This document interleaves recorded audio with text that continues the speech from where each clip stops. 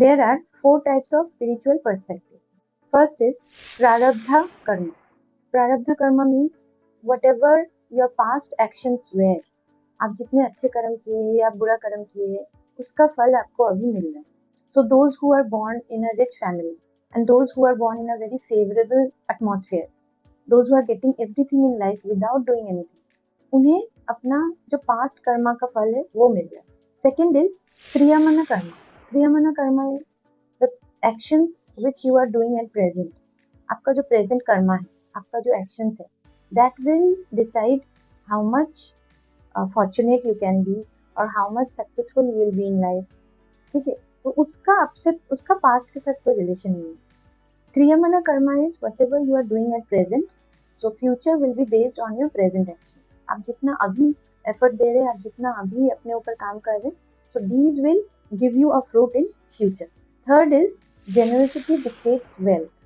इसका मतलब है आप जितना देंगे लोगों को, whatever you give to the universe, whatever you are giving, that will come return to you. आप जितना अच्छा करेंगे, आप जितना लोगों को देंगे, that will come back to you from the universe. So आप जितना दे रहे हैं आपको उतना ही मिलेगा. तो आप जितने चीज़ों को होल्ड करेंगे, आप जितने रिलेशनशिप को होल्ड करेंगे, जितने पैसों को होल्ड करेंगे, उतना ही आपको मिलेगा कम, उतना ही आपके पास भी होल्ड होके आएगा. There should be a flow. आप जितना देंगे, चाहे वो रिलेशनशिप में हो, चाहे आप फाइनेंशियली किसी को हेल्प कर रहे हैं, आप इमोशनली किसी को हेल्प कर रहे हैं, उतना ही हेल्प आपको भी मिलेगा. That is generosity dictates wealth.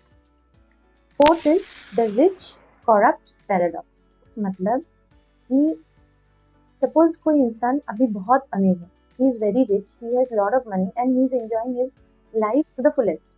ठीक है, देन दैट मीन्स कि उसका पास्ट का जितना अच्छा कर्म है, he is receiving that. And the moment उसका पास्ट का कर्मा ओवर हो जाता है, finishes, then his present karma, that is kriyamana karma, starts. So if the person has done very good in his previous life or past, then he is enjoying that fruit in present. But when the time completes and he has achieved a lot, then what? Then his present karma starts. But at present he is not doing anything. At present he is not doing his karma.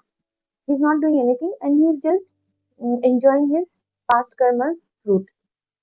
So that time you will see that few people are very rich, have enjoyed everything in life, but suddenly ऐसा एक time आता है कि their success declines. अचानक उनके life में ना scarcity start हो जाता है.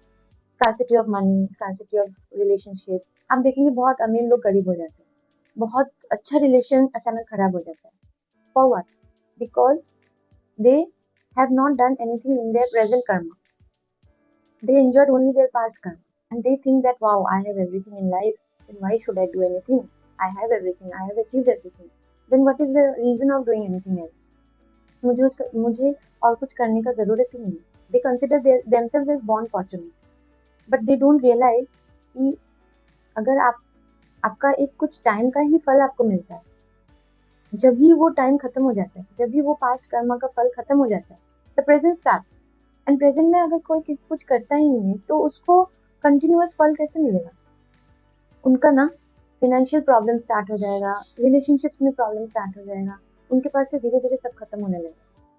सो that is the rich corrupt paradox. तो इससे ये पता चलता है कि we have to continue do our best. हमें अपना एफर्ट हमेशा देना चाहिए.